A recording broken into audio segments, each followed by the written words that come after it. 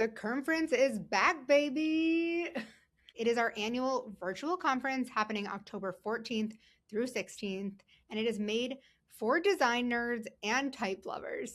This year, our lineup includes so many incredible speakers like Veronica Fuerte, David Oku, Zachary Winterton, and so many more. Plus, we've got workshops on type animation, we've got a workshop on pencil calligraphy, and we even have one on font design. So whether you're looking to get your creative spark back, or maybe you want to start a new passive income stream, or maybe you just want to hang out in a room full of design nerds, this conference is for you. You can still get tickets to join, and we do have student pricing available as well. So grab your tickets at theconference.com, and we'll see you in October. Buckle up, everybody. Okay, good. I'm buckled. Brad, are you buckled? I mean, guest that we haven't Special introduced guest, yet. are you So buckled? sorry. I ruined it. Don't tell him yet. It's Mr. Brad. Okay. Yeah. Today's guest is a friendly dad, coach to Little League champions. That could be false, but I'm hoping they're champs. Pretty decent illustrator, podcast host, and the owner of a very Passable. cool YouTube silver play button plaque for his kids' creativity channel. Welcome, Mr. Brad. Oh, well, thank you. That was a Mr. glorious Brad. intro. Mr. Brad, who? Oh, right. Yeah, Mr. Brad who? Mr. Brad Woodard. Mr. Wow. Brad. Hey, any connection to the camp? Is Which it Woodard or Woodward? It's like an Well, extreme there's a lot of sports camp for Woodward things. kids. There is a street. Yeah, there's a lot of Woodward, think it's famous Woodward. Woodwards. Mm. Okay. I Which get no, Woodward. it's almost Woodward. Squidward. All the We're time. like really close to Squidward now. You know what? I've never had that connection made. Well, congratulations. Now you. you have. It's a new connection. So I guess Missed We should start- connections. We should start. Is that the Craigslist thing? I think it's just like List. yeah, Wait, when you we're- like run into somebody and then you want to like say something but you didn't get to. Yeah, but I think And it then you started post on them- Craigslist. Was it? Okay. I think so. Yeah, I don't know where it started. I just know it's like a thing where you put it out into the world and you say, connect me to this person I saw on the subway wearing a blue hat. Right. Where is Craigslist now? You know? Where is it's probably Craig? the same spot. Is it still in the same? I think it's at the same Still address. with the same domain name. I don't know. I feel like I got taken over by. I don't know. I use Facebook Marketplace. That's what I Yeah, use. everyone does. Everyone does. Craigslist is just synonymous with like scary Yeah. death murders. It feels less I safe. feel Right. like. It Yeah, does feel no, less safe. Exactly. I would never look on Craigslist for anything. Yeah, I still As a get creeped out woman. by Marketplace too. Anyway, woman, yeah. let's do a quick dissection, Mr. Brad.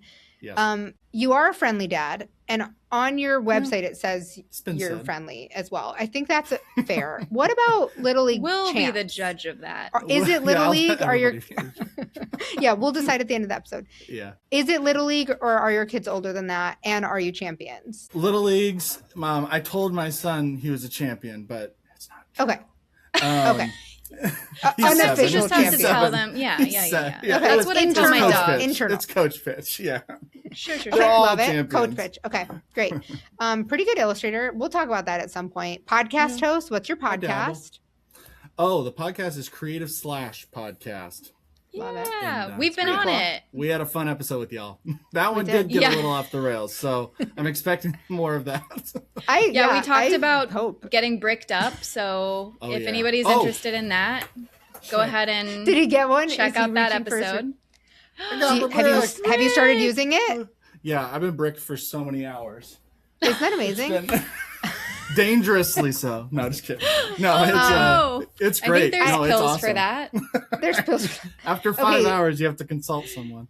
Yeah. There's I saw someone we know do a post. Her name's Madison. She did a post about like not buying the brick, but instead like she DIY'd one with like her kid's toy, like a little Lego piece, and then she bought like an not an NFT tag.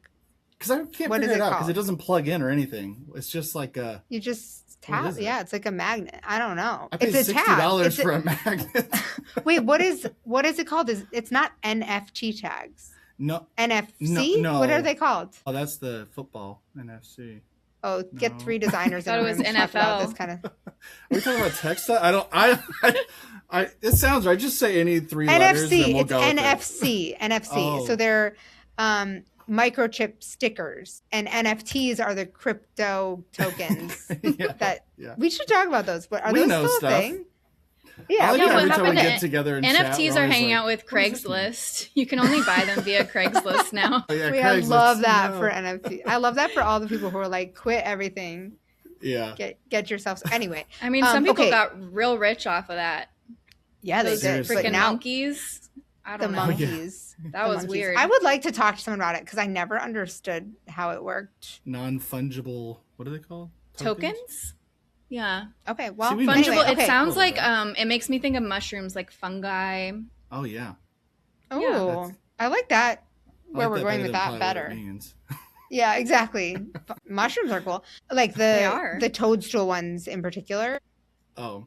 All kinds of mushrooms are cool. I love that they like thrive on death. They just eat death. They're like nom nom nom. Represent both. We had to watch like a mushroom video in biology class, and everything looked so phallic because they showed the mushrooms like growing in slow motion, and we were all like, "You're like, whoa!" we really do love to take this. This needs an explicit rating. You needed a parent slip. We do have an explicit rating. My parents signed to let us watch this mushroom video. Okay, yeah, wait. no, it felt like we were in like the puberty class or something where you have to they just like force teach you by the education system. You're like, it's like this is subliminal messaging. I don't know about that. My husband just went to Switzerland. He brought home a bunch of candy from Switzerland, and one of them they're like little mushrooms, and they like taste like a cloud. They're delightful. So just like in case anyone. But I would assume they're like soft. They're like I would assume it'd be kind of like rain-ish. Yeah.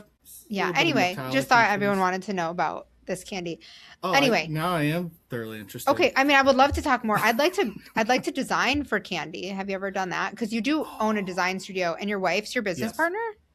Yeah. We need to talk about that too. Yes. Okay. I design for candy. No, I've teamed up with a candy company for the Brave Kids. That sounds Club good. Stuff. That was fun. Okay, tell us about Brave Kids, where you get the name Mr. Brad from. That's what you are on your channel. That's your YouTube channel, one of your YouTube channels. Yep, I have too many things going on, but yeah, Brave Kids Club was my way to kind of keep my own kids entertained. It was during COVID, so once COVID hit, my friends and I all had kids roughly around the same age, elementary age kids, and it just felt like, if there's any time to because there wasn't a lot of client work either. So I had just rented my first studio outside of the home. I'd always been inside one of the spare bedrooms. And so it was actually perfect timing, kind of. Financially, it wasn't great, but at least I had a second space that we could go to work and things. Because my wife had all of her family. I think at one point we had during COVID when it hit, they couldn't go back home to Michigan and college and stuff. So we had about 15 people in our home for 3 months or something like that. Whoa. It was crazy. Whoa. So I was so happy to have my rented studio just down the street. And so, so I would go there and do it daily. Just do a really quick drawing and, tell kids little fun facts about the animals. Usually it was animals. And then I got, really, really hooked on that. It was a lot of fun. I'd always grown up watching kids shows, kids drawing shows. And so I was like, this would be kind of fun. And I liked, shows it's called Wild Kratts now, but the Kratt Brothers. I love the animal side of it too, the nature side. And so I was love Wild Kratts. So good. And I was like, let's mix nature and drawing. It'd be my two favorite things. Now is the best time. I don't have a ton of client work and my kids are bored, so it worked out. The best stuff comes out of those downtime moments when you're just like, how do I fill the time? Yeah. No offense 100%. To the Kratt Brothers, but I feel like you could be a Kratt, you could be a better Kratt brother. Oh, no shame to that. Hopefully I just feel like to this. Yeah, I know. If you guys are out there, do listen to our podcast. I do really like it, but sometimes I feel like, am I too old to be watching this? Am I too old? No, they're really great. But that's a really fun show. PBS Kids, if you're like, what the heck is Wild Kratts? It's so good. Okay, so Mr. Brad Kratt brother, which color Kratt would you be? Oh, because they're blue and green. They're right. Yeah. They have to pick sides. One's the land, one's the water. Let's go green. Land. Oh, not your own color. Like you're like, I'm the whole sky. Oh, you get a pick. I said of the two. You're no, like, you can do whatever you want. Come in and be yellow. You're the sun. Orange. Love it. Cool. That'd be cool. Great. That's Good to know that information. Anyways, so. Keep that for later. Okay, so are you still doing the Brave Kids? Yep. Kids Club. It was Brave Kids Art Club. Okay. And then we had to kind of go through a shift because, so the show it was started off as just step-by-step drawing, just walking you through a simple drawing, and then learning fun nature facts about it, right? Or facts about whatever it is we're drawing. And so that was what it was for a long time. And it was fun. And it was getting a lot of traction with there's a lot of people invested in it. It wasn't for the masses. It felt like there was a lot of very we had a good small loyal following, and that were like asking for new drawings and we're posting new drawings. Well, no, it was for a long time, and then what happened was I started using the shorts. I never done YouTube shorts. Didn't think anything of it, but I started posting just simple nature videos because I wanted something that didn't take so much time. And I was like, oh, this would be kind of fun on the side because we have we do these drawings of these animals and we talk a little bit about the fun facts about them. Maybe we could do some video footage on the shorts just for kicks. If they're interested in that, they might be interested in that. So what happened was one of those videos went mega viral. It was like an eagle picking up a fish out of the water in front of our house here. And I mean, that's pretty cool. I mean, it was really cool, but I didn't realize it was I want to say it's like 80 million. Cool. Yeah, that's pretty viral. That's pretty cool. Yeah. That's not like 210,000. I mean, that's like really viral. Yeah, no, it went really viral. Then a lot of my other videos. So I was like, wow, that's kind of fun. Maybe I should start posting more of those. And then now that's like mostly what I post on right now because it's just low hanging. They're real quick videos. Right. You can make them in like 20 minutes. And they've been every like 5 or 6 of them go past the millions mark. So oh my gosh, wait, so these shorts are just nature, no art? There's a few art ones in there, but it's kind of hard at the vertical format. Like I have to cater it specific and you have to be quick. So I'm trying to figure out what kids are interacting with because there is another kids drawing show that kids typically go to. It's like the most popular one. And I know it. Yeah, I'm not going to say the name. None of us say the name. Should we ban it in this household? Yeah. No, I'm kidding. It's actually really good, and I didn't want. When I started it, started doing Brave Kids Club. I didn't want to like copy. I don't think they're similar at all.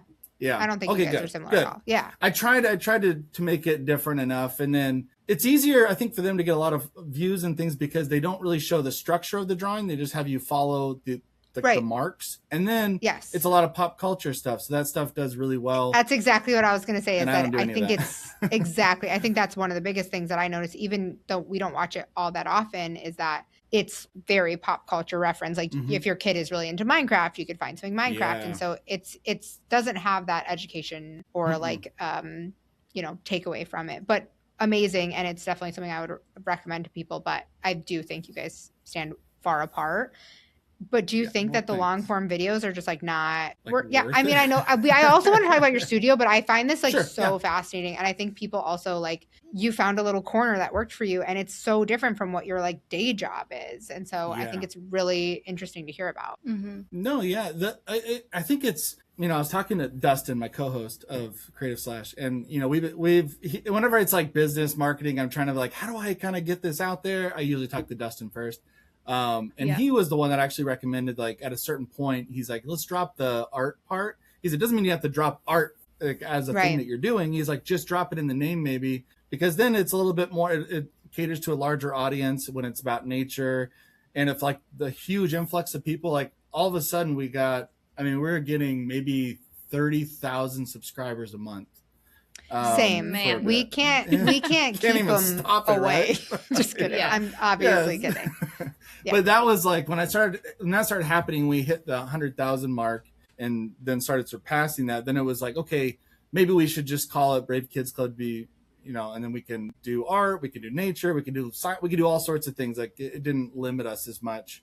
But the long form videos, I really, really enjoyed doing them. It does take a lot of prep work and editing. And I put so much money into this. I've tried making it into like my own streaming platform and took a bath and I owed a ton of money on that. And I had it like a website developed, like a Netflix looking thing. Didn't do enough. It was a really fun idea and I went all in. It failed miserably, couldn't get it off the ground, and then just owed a ton of money. So my wife rightfully was like, we should probably just ease back on the production. And I built a whole set, like it looked like a tree house. Whoa. Like a physical. So she's the like, brains. She is and the you're brains. you're the She is. creativity. I'm the idea guy. Yeah. No, but that's great that she was gentle with you and hey, actually that's not gonna pay the bills. Yeah, she has to do that a lot. Yeah, I mean that makes sense. You're a creative human, and sounds like a great supporter, but also a little bit of realistic. A little logic up in here. Yeah, of course. Like, she's a project manager now, so she runs the business side, but she also is a project manager for it's an ad agency, but it's for tourism marketing. Oh, cool. And so she's like the person that can just manage all the things at once, and I cannot. So it's good to have. Okay, I'm gonna talk to her later about other stuff because you really should. Moms, oh my god, parents. It's just like, and also maybe just adults. Like we have to figure out what we're eating for dinner for the rest of our lives. Yeah, that sucks. It's too much. It's too much. That with laundry on top of that is just too much. Come on. My mom Just did forget say to it. me the other day, my sister and I were talking about like how, we have young kids, like we're in it, but like even if you don't have kids, like we're adulting. Yeah. And she was like, and I don't think we had this maybe like for a period of time growing up when she had her own business and my dad has his own business. But she was like, I think the most, like to her, the most valuable thing was to outsource something, and for her the easiest thing to outsource was cleaning, which is funny because I remember her cleaning all the time, but she said that she had someone, must have been for like a blip, come and help, because it's like I can't do everything. I can't get a meal on the table and get you to swim practice and get to my job and clean the house, you know what I mean? And it's like, and spend quality time with each of my kids. Oh gosh, no. And she did. She was like, she's the art crafty mom. Anyway, shout out to Jane. She's listening. I don't know. I have a really specific question to ask about teaching kids to draw, teaching kids about art. Yeah, because I've struggled with this particular thing when I am working with kids. I have like a side project where I've worked with kids a lot. Can you talk about your side project first? Because I don't think you've ever talked about it on the podcast, and I think it's important to like preface it because it's really cool. And then ask your question. Yeah. Okay, so I love to make it about me. We have a guest on. It's called the Monster Project, and I did it for many years, and I think we're going to bring it back for another year or two coming up here. But it's a project that I managed for like I think 10 years or so. And I have like professional illustrators from all over the world work with children, and the kids are usually like second, third grade. And then so cool. Yeah, I know this. I have the kids draw monsters, and then the professional illustrators will like choose which monster they want to reimagine in their own style. And so then they take that monster and basically do like a fan art version of it.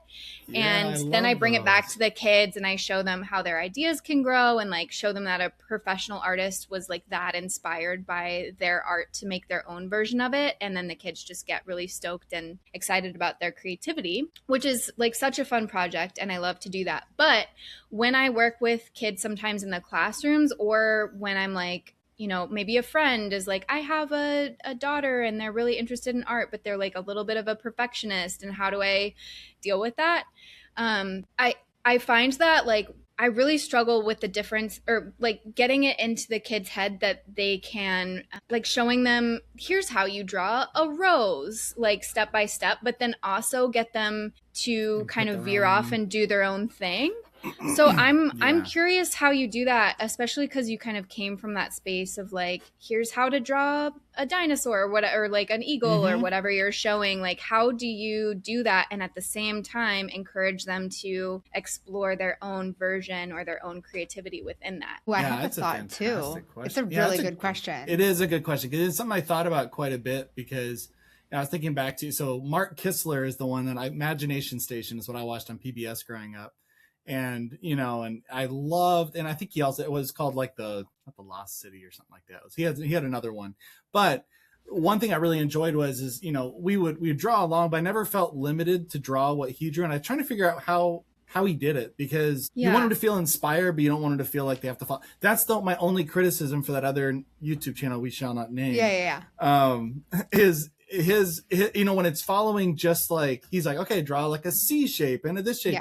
I think when you do that, you're making little clones of yourself, because they're not learning. They're getting inspired. They're being entertained. All great things. They're happy. I have no problem with that. But the reason why I teach it the way I do is, like, I like to show them the basic shapes first. So if we're drawing, the bear, let's draw the big oval first and another oval for the head. And you can make most of it out of ovals and then just connect them or whatever. So you're building like a structure. That's how I see things and draw things.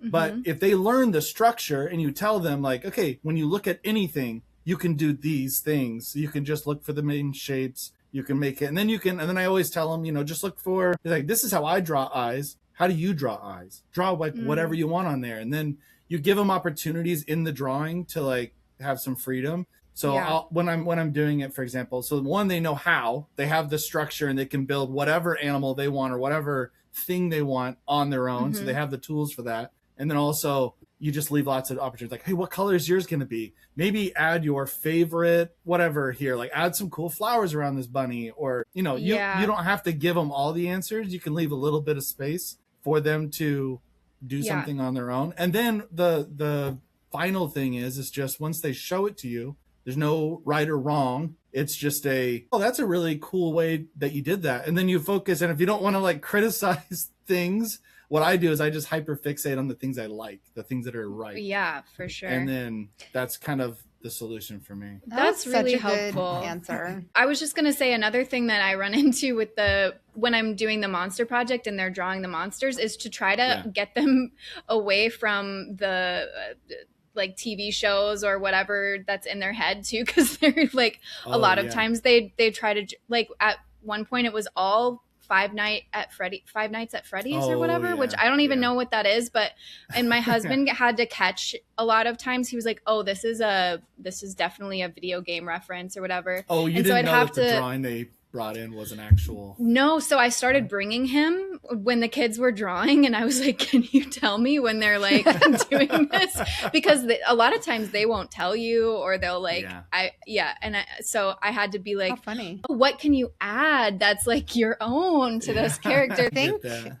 I think kids are like, and this goes back to like the whole topic that Katie and I have talked about for the last 2 years of finding your style or uncovering your voice, is like kids intuitively have their own thoughts. And so just like Brad said, is when we point out the things that we like or we ask them questions, it like reinforces and like validates choices that they made. And so my kids will watch one of these videos and their drawings will come out completely different just because of who they are. However, when we got something sent home from the art teacher that was like, how to talk to your kids about their art, I loved this. And it basically said, like, instead of saying, wow, I love this, you worked really hard, you can say, you used a lot of blue here. And you literally are just like narrating what you say. The sky here is yellow.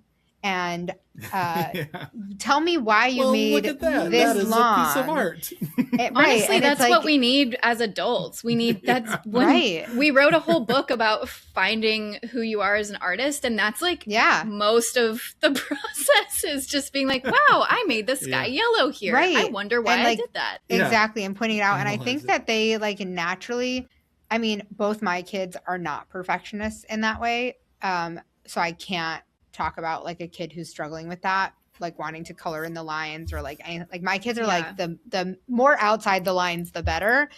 But I think it depends where they fall on that spectrum. But my kids are also really young, so that could be why as well. But I think it's like the way we talk to them about it. Yes, totally. And there's a certain point where I was listening to some, I can't remember where the study was or what the exact statistic was, but it was something along the lines of like they asked kids like in each of the grade levels who they thought was like a good artist in the class, like, or if they thought they were a good artist, or whatever, stand up if you think you're a good artist. And then when they were like in kindergarten and like maybe first grade, they would all like, almost all of them stood up. They're like, we love art. We're all really good at it. And then it was by like third grade or something sad, second or third grade, you would get other kids sitting and just pointing to other kids like, oh, that's the good art, like the really talented art kid or whatever. Right. And they stopped identifying as an artist. And so I think it has to do with just they have a feeling that there's an expectation, like, oh, as soon as someone gets compliments and like, oh, they're the good one, so I'm gonna just, which sucks, and that's the reason why I really wanted to kind of go into teaching some art for kids. Yeah. I will get them excited about it because it is another way of communicating, and if they can learn to write, they can learn to speak, like, like learning to draw can help them in so many different career paths because it's just another communication tool. And I'm like, if they can just get excited and not feel like they get enough adults you talk to and they're like, I can't even draw a stick figure, I can't draw. I'm like, it's just because you lost confidence early and then you stopped doing it. That's it. The only reason I'm good at this that's at kind all of with like anything, any trade in the world. Like, I mean, we're all capable of most things in some capacity if we put our mind to it. And it's just the mental kind of hurdles that we put. We're like, oh, I don't do that because I learned at some point that there was some feedback that I got that said, I don't do this. And so I stuck with it. But yeah, I mean, if I would have listened to the early feedback about my graphic design skills, I wouldn't be here today. I really wouldn't. So, I mean, sometimes you have to really plow through, and that's something you have to learn how to do as an adult, and like when it's worth it to plow through and how much you're willing to put into it. I read a book and it was called Surely You're Joking, Mr. Feynman, and it was about Richard Feynman, physicist, worked on the Manhattan Project.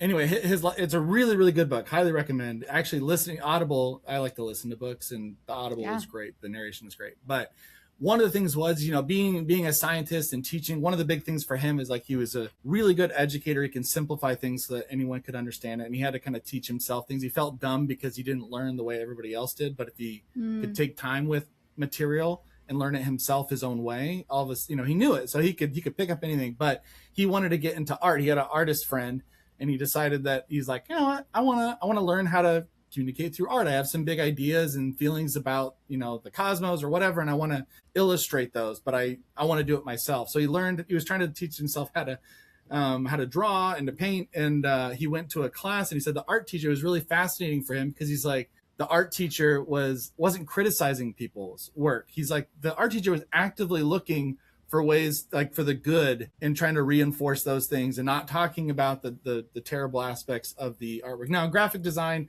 our critiques were a little harsher. It wasn't that way probably for everybody. Like for me, it was a lot harsher. But like in fine art, it really is let's focus on the positive here and how can we build off of those things. And anyway, he took he thought that was fascinating, and he's like, that's not how we teach science and math and all that. And so he's like, we should take a little bit of that into science and math, because what you should be encouraging is, oh, that's something you understand and that's something you like. Let's kind of expand on that and chase that, instead of just saying like, oh, you can't understand any of these things. And so it just kind of reframed how he teaches, so cool.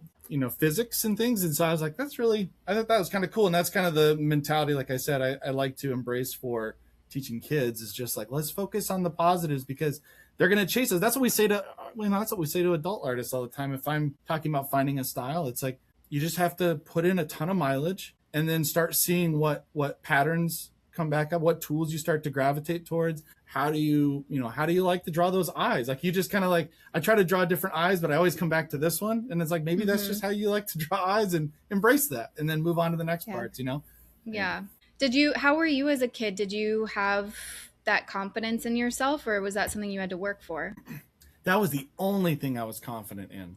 The only thing. I was a very insecure kid, and probably even into adulthood. And there's lots of reasons for that. But as a kid, that was the one thing I knew I was good at. Like I could kind of lean on that, and I was like, oh yeah, people. So that was like your safe space. Yeah, and people would tell your friends.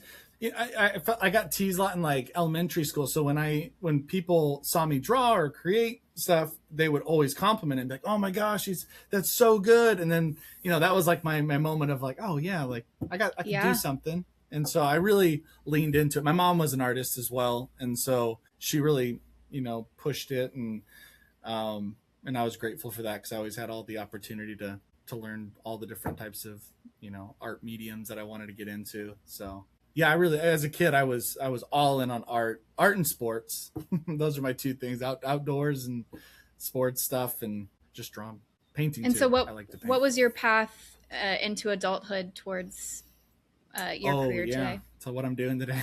Well, I think I was just talking on our podcast, we were talking to Emily Balsley, which is a really great episode. She's amazing. But she had talked about, it was funny. I called it out because she's like, oh, yeah, I went into graphic design. I'm not a graphic designer. I don't really consider myself a graphic designer anymore. I'm more illustration. I'm like, so many people have said, oh, yeah, I went into graphic design because I wanted to have a career in art and I just didn't know how to do it. And then, then after that, they found out there's all these other options once they got in there, and a lot of them will drop it. So that's kind of mine. I was introduced to graphic design as an option for, making a career, making a good living out of art. And I didn't really have a lot of direction before that. I just liked to make things. And right when I got into college, it was shockingly eye-opening to see how talented people were in the fine art space.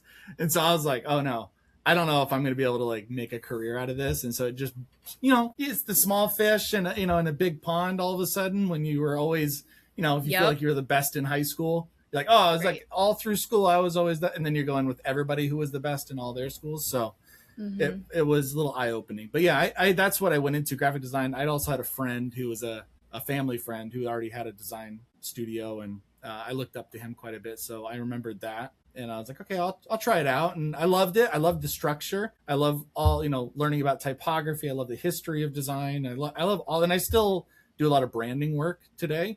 But like, it's like 90 something % of what I do is illustration. There's so much glorious texture in your work, and I'm a big fan of texture, but I always, when we're dealing with people who are searching for their style or whatever, I often see them like, they're like, oh, I explored some texture here. And it's like a whisper, like a little, somebody sneezed on the page. And I'm like, turn it up, turn it up. I'm always saying, dial it up. And I think you always have, yours are like dialed up to where you can really like luxuriate in the texture. And I'm curious about how texture kind of evolved in your work and became part of your voice, or just like your style in general. How did that come about for you? Well, I think, first off, like the style was not really to add a lot of texture when it was like 2009, 2010. When it flattened vectory and super those minimal long shadows. yeah. It was like the minimalist like band posters and things like that. Were huge. What's his name? Jason Munn was like he was probably like the biggest in that space.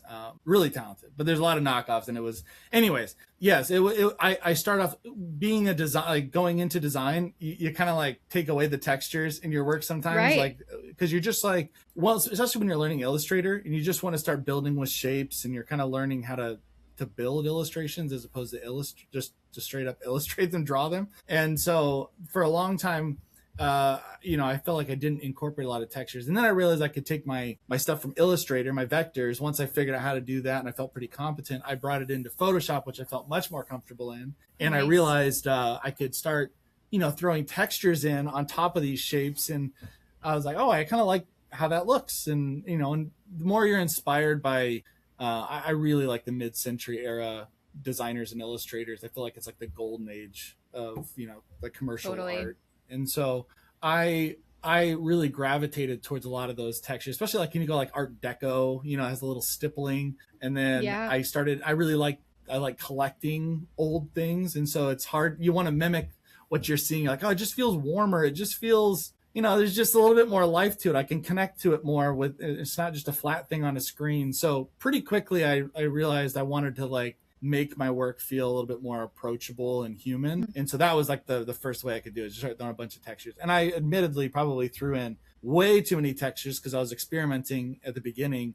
And I do feel like I've learned to tone it down, at least control it a lot more. Because a lot of times my criticism towards a lot of texture sometimes is people are masking, a bad drawing. Sure. You can throw a lot of great colors and texture at things, and it could be a terrible piece of art, but it looks pretty decent when you polishing if you know how to balance those things. Yeah, you really can. So I really wanted to like make sure that over the years I try to tailor it down, or try to cut back on the textures. You can go crazy, and then you kind of dial it back in so it feels like they're purposeful, not just it feels like they're always doing something, like showing motion or direction, or adding the texture of a tree trunk or something like that. Yeah. I mean, it feels really purposeful, but that's great to hear, because it's so interesting that so many of us have that experience of dialing everything back and like losing all the humanity of our creation process, and then we usually evolve in the other direction as we mature in our art careers, and we're like, wait, the cool stuff about art is when you see the human behind it. Interesting how we all have to relearn that as we go. I'm curious how that comes into play with the work you do as like, what do you guys call yourselves? A studio, an agency, freelance? What do you how does that translate with clients? Yeah. I don't say freelancing. You know, it's funny, like my if you say it to my wife, she's like, you're not a freelancer. I think it's because, I think it's because we do consider ourselves more of a studio, because it's not just like it is an individual artist, but we've also hired people to kind of help us on projects. And the reason why we even said Brave the Woods instead of Brad Woodard Design, which it originally was to make it feel, initially it was to make it feel bigger than it was. And I didn't want people thinking, I don't think it matters as much today for myself. Like, people know Brave the Woods is Brad Woodard. So it's not a big deal, but initially that's what the thinking was. And I think clients just see it as like a creative agency, because we also work with a lot of different people. Like I have animators that we work with, and so it shows that we can also take care of more aspects of the project, or take on more of them. And so I think when we just say we're a creative agency or creative studio, it just makes it like, oh yeah, they have more things that they do. It's not just the illustration. And hopefully that leads, and sometimes it does lead to bigger projects. What's your dream project to work on as your studio? Like, what inquiries would blow your mind? I think it's nice because we're like, you're more of it, like you said, you're a graphic designer, but you're more of an illustrator. And so I think people, like you said, the positioning of that matters. And I think we can book whatever jobs we want to book if we position ourselves and show the right type of work. And so, what's your like dream project to work on? I've worked on a lot of really fun ones that I considered dream projects. They're anything related to nature. I love anything that's related to nature, and especially conservation, science stuff. I've done science textbook covers, like a biology textbook cover, which was one of my favorite book covers ever. Well, that's cool.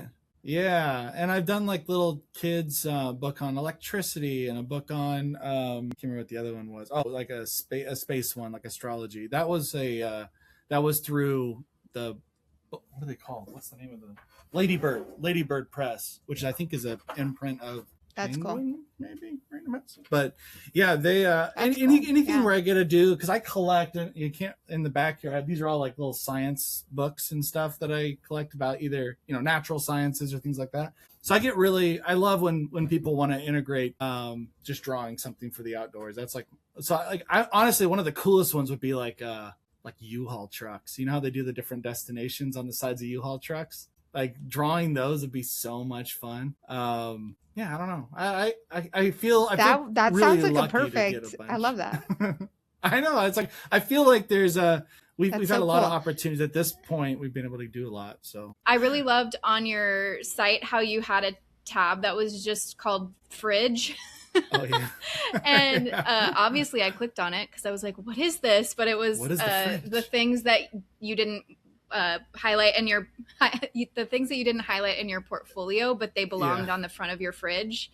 I thought that was such a good way to organize those things, because you're always like, I just have a bunch of random cool stuff, but I don't know how to display it, or I don't have a full case study for it. So I thought that was really cool. What are some of your favorite pieces on your fridge? Oh, on my fridge, I have to look at my fridge. One of the ones is the astronaut riding the, or your proverbial fridge, or your real one. Yeah. Oh yeah. We don't have our fridge. We have a stainless steel fridge. I'm going to rant about this for 2 seconds. We have a stainless steel fridge. When we moved into this place. I know the pain. It's not magnetic on the front. It makes zero sense. It's only magnetic on the sides. Ours is, but it like doesn't take all magnets. It's particular. Oh, really? It's picky about which magnets. They just have to be strong magnets. Be really strong. Wait, while you're thinking about your fridge. Yeah. I wanted to, what's like the balance? I know you're still doing your YouTube channel, and you also have a second YouTube channel. So how are you like balancing all of those things? I mean, you're obviously multi-passionate but we also know that to be stable business owner, like you have to have diversified income streams. And so how do you manage all of those things? You know, you have a podcast, like how do you figure out the finances to make sure you have a steady income flow as someone who is a studio, but also doing a lot of different projects? I imagine the YouTube channel monetized really well, but it's, you know, it's not, you're making art in a different way. No, this is the question I ask everybody else, because you know, it's interesting from the outside looking in. It probably looks like, oh, he's got all this shit together and everything is just humming along in all these different areas that he's passionate about. And it's not generally true. I kind of have to kind of follow what's making the money at the time is kind of how I have to do it. But I do have a lot of options. I do open a lot of paths to making money so that when some slow down, I can prioritize on another one. I'm not typically running both channels consistently and updating all my social media and running the podcast, doing tons of client work and running the kids show. There's no way I can do all of those at the same time. It's usually just, okay, this is where a huge project came in for Brave the Woods. We're going to focus our time there. And then I'm going to try to pepper in what I can with Brave Kids Club if I have a moment. Usually it's in the evening. It's not during work hours. So if everybody thinks I'm cramming it in 8 hours, I'm not. I'm doing that stuff early morning or really late at night, and instead of doing other things. So there is a bit of a sacrifice there. If I'm posting a ton on social media, or if you see a ton of Brave Kids Club content, that usually means my work is slowing down and I am trying to, I have a lot more time on my hands. So to be completely transparent, I do open up a lot of avenues for money. And I try to kind of keep them open as much as I can. Like I'll kind of pepper in a little bit of time on each of those just to keep them open and there. And people, you know, the one I'm really failing on, I guess, is Brave the Woods YouTube channel, which was making a little bit of money initially. And you'd think that the Brave Kids Club one, because it's at like almost 260,000 subscribers and millions of views and things, it's a kids channel. So it doesn't make a lot of money at all. Like I make like on my, so, you know, with like 20 million views a month or something, I would still be making maybe, you know, under 500 sometimes. That's crazy. So, yeah, I don't make money off of that. So I do what we did was I did books. I don't make money. I don't make any money doing this. My wife comes over here. She's like, he just spends it all on She's all like, his it's true. hobbies. There's no money.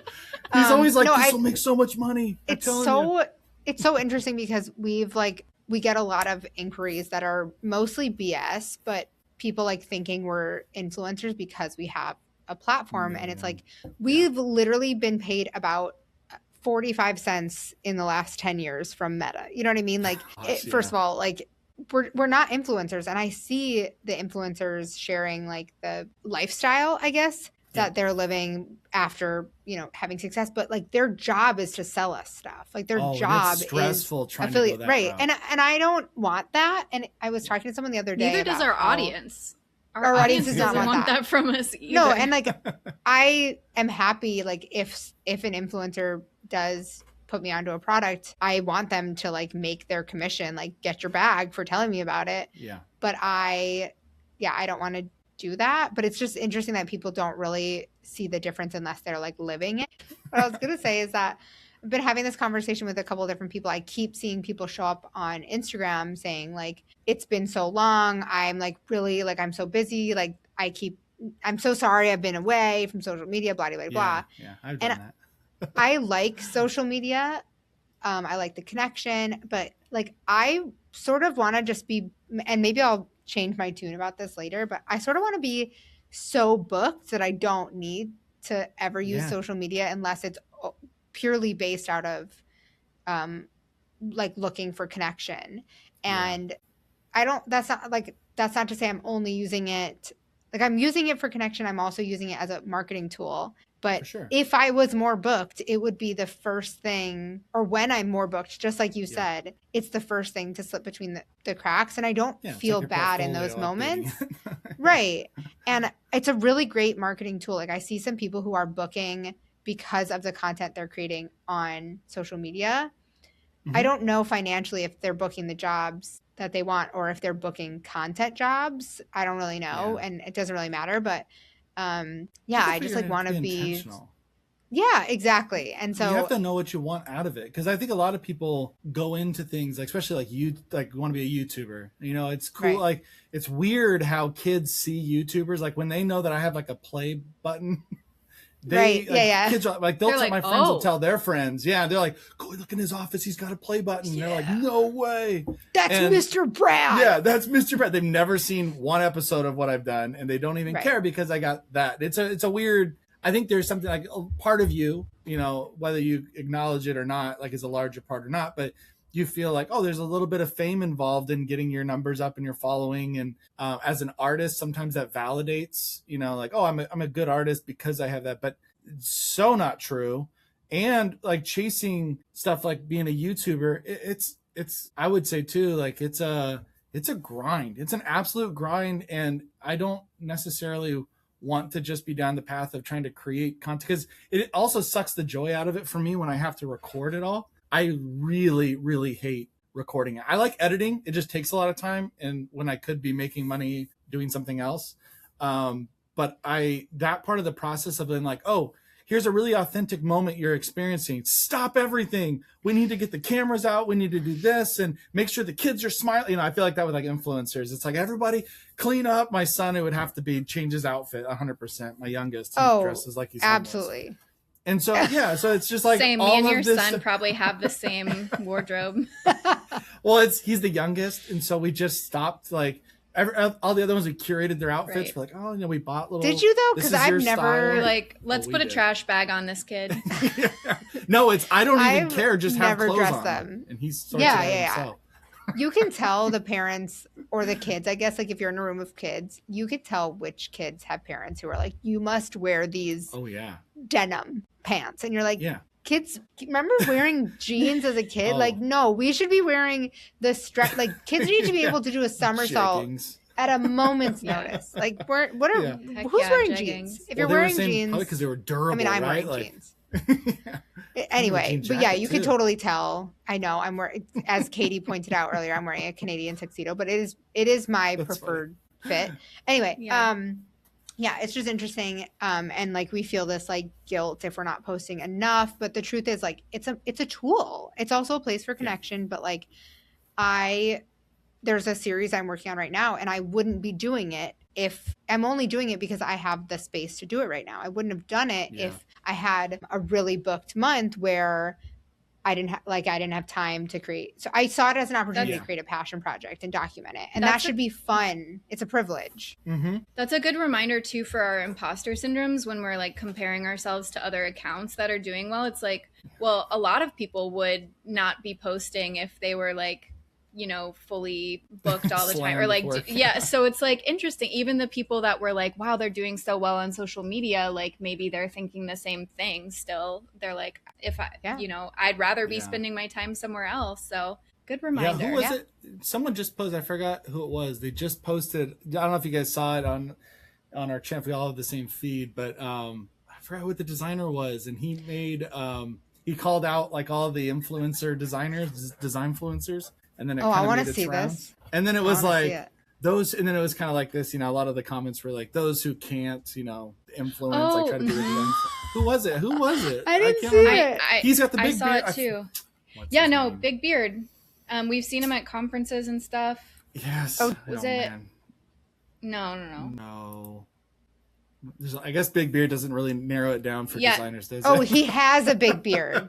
Yeah. He has. Yeah, he It's has not a his big beard. handle. Okay. I'm trying to remember who it was, but it got a lot of backlash on his original post, exactly and what he you're had to talking clarify it, and people were all giving their takes on it. But it's kind of there is a kind of like the older generation of designers are definitely not enthused by the artists that are showing all the tips and showing how they make their logos. And I understand why, because like when I'm spending a ton of time making content, it's not client work I'm doing. I'm kind of making up my own projects, and some of them probably they can kind of mix in the process, but I'm always feeling so stressed just to get the project done on the time that I want, that I told them I'd get Yeah. it done. I don't want to bring out cameras and try to talk about the But process. he was also talking about the templatization and the repetition of how people Yes, are that's right. approaching the content creation, and just saying like, isn't the reason that we're in this industry because we want to be original and make Express things that ourselves are our own ways. yeah, exactly. And then Yes, we're all yeah. just copying the same way I of see the approaching same social thing. media. Like Well, they're and I all think pointing and talking about the same tips and Yes. I think it's really interesting too because I saw some people who are design influencers and they're sharing tutorials and I'm like I think I had a conversation with one of them and was like, "Why are you posting tutorials if you're like a design studio?"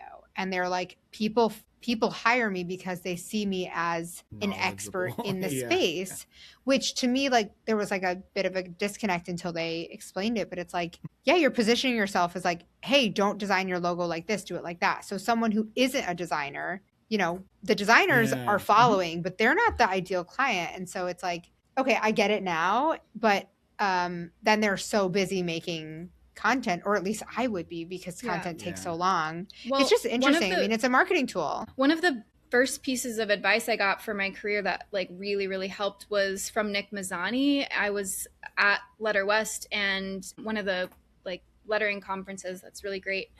And he did a portfolio review for me and he was like, "You should be teaching." And I was like, pretty new. And I was like, "Oh, I don't feel like I can be teaching yet." And he was like, no, it's going to like be the most important thing you do to position yourself as like an expert person in the an expert in the space. And so that's what kind of pushed me to start doing that. And then that's the reason that I ended up meeting Alana and why we're here today. And it did totally change my career. So I think there's definite like going into the education space or doing something that positions you as the quote unquote expert, even if you don't feel like one yet, is really valuable. But it's just like, I think some of the methods of how we do it on social media or like feeling pushed to do certain trends because they quote unquote perform for other people, I think that's where we start to get stuck. But there is a lot of value in the reasoning behind that.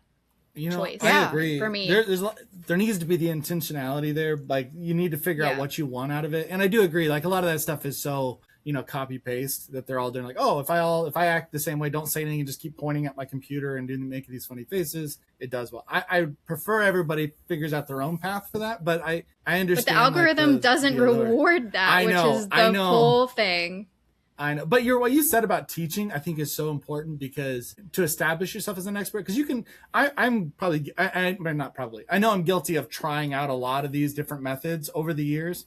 And a lot of them just didn't stick because they felt inauthentic or they just didn't perform well, or I didn't like the process, even if it did perform well. I was like, I just didn't enjoy making it. So there was like a lot of experimentation in that regard, but I feel like just anytime you are letting people know, like you're having an opinion on something. So when I was in college, I started a design art blog, essentially, when blogs were really big. And I didn't feel qualified really to voice my opinion a ton, but I was learning a lot in school and really amped about it. So I kind of would just find art that was inspiring me, and I explained why it inspired me instead of being like, oh, this is the reason why, and this is the only reason why. Just shared that much, and it got a ton of attention. I met a ton of people doing interviews, and the whole process really kind of just established me within the art industry as someone who's vocal about, they're somewhat of an expert is what I guess people might see you as. I didn't feel that way, nor was I. But I think just voicing your opinion and sharing what you think goes a long way. It really does go a long way. Yeah, and you have to show up in some way for people to know you. I mean, it's your choice what way you show up, but if you don't show up at all, people just can't like intuit that you're out there, unfortunately. I wish they could. Yeah. That would be cool if they could. Mm-hmm. They could just be we should figure that out. Yeah, I think one of the things I heard recently is that you should focus on the reps, not the results. And that was in regards to social media. And that's not in regards to everything, but with social media, put in the reps, see what sticks. If it doesn't stick, but when we focus on like, well, I tried one thing and it didn't work. Yeah. If it felt authentic, like, okay, a good example is that I've been posting these, like, I really like doing this like 15, 20-minute warm up where I just make these inspirational quotes. It's just like, at least I designed something today, just very simple. They do not get traction. I mean, there are accounts that have, tons and tons of likes and engagement on posts like this. These do not perform. but I really like them. So I'm just putting in the reps because Yeah. the exercise for me of both committing to 15 minutes of designing something and committing to posting it without worrying about the results is what is more important to me than actually sitting there and looking at the stats. And so But I'm also always like, they've been super instrumental in you developing your style more recently too. That's like true. I feel like That's your what I'm style saying. is transformed lately because of that. So there's so many Exactly. other measures of And it can hold worth. you accountable Yeah. too. I think that's another part of the value that's kind of hidden in all this is you do hold yourself accountable. You always say this, you're like, I'm so sorry everybody for not posting. When I said I started the creative ramblings or whatever, like the daily creative ramblings, and then it was like happening, every other day. Then it was like every other week, and now I'm like, maybe I should just call it the rambling of the day or something, creative rambling of the day, and not every day, But it does keep you accountable because like I'm always thinking about like, oh, I need to just post something. I need to go do that thing, and it kind of encourages you, like you said, to get to doing something creative or to talk about something. Mine was more just like I want people to know me as a person. That's the whole podcast idea that we had. But I think I was like, how can I translate that and just get content up on my YouTube channel that's just sitting there? If I put some shorts up and connect them and use them on reels and all that stuff, I can just talk about something that inspires me, because a lot of the times it's stuff like, I started an account for everything. One was about how it was called Oh No, what was it called? It was I started so many I can't remember the name of it. It was something along the lines of Oh No Retro. That's what it's called, Oh No Retro. And it was like all the old illustrations that you find, and we typically say we're like, oh, it's so cool because it's retro, but it doesn't mean it's good. It just, there's some really terrible mid-century illustrations out there. And so I was like capturing all those really weird, terrible illustrations, being like, just because it's retro, it doesn't mean it's good. And it was just like a fun account. And then I do like Junk and Gab, which is just all my stuff that I find at like antique stores and stuff. And then I was like, what? I'm making too many accounts. I can't manage them all. These are all my hobbies. They're all just these funny little things that I started. So I just started throwing it all under Brave the Woods. I'm like, let's just simplify this. Then it's just constant content. I'm always a proponent for that. Put it under one roof. Yeah, because then you can post way more content and you're consistent on one thing. And yeah, they just count as like different content buckets, Yes, exactly. Different playlists. I like the idea of them being playlists. Mm-hmm. I feel like we have come to the end of the time. It's so sad because we can just talk forever to you. But this has been a delightful conversation, super elucidating and helpful in lots of ways. But what are you working on next, and where can the people find you? Oh, yeah. So you can always find me at bravethewoods.com. That's our main website, but you can it's Brave the Woods everywhere. Now there is on our Instagram, it's brave_the_woods. I couldn't get it early enough. So there's someone that's holding out. I tried to get just regular Brave the Woods, but that's what it is. And we also have Brave Kids Club. You can look that up on YouTube. It's all nature stuff. So if you look at the shorts, it's mostly nature information and just fun videos. And then you go to the main long form stuff and it's more drawing. So I'm doing a lot more in-person stuff. I'm trying to think what I could our books are probably the biggest thing that I'd like people to go check out for if you like the drawing show, or if you want to just encourage your kids to get outside and to explore. We have a nature journal drawing book hybrid that my wife wrote, and I illustrated and designed and everything. So we have 3 of them now. We have an ocean one. It's called the Ocean Explorer's Drawing Guide for Kids. It's a mouthful, but you can find it on Amazon. And then the other ones, we have the Dinosaur Explorer's Drawing Guide for Kids, and then we have the Nature Explorer's Drawing Guide for Kids. Obsessed. Cool.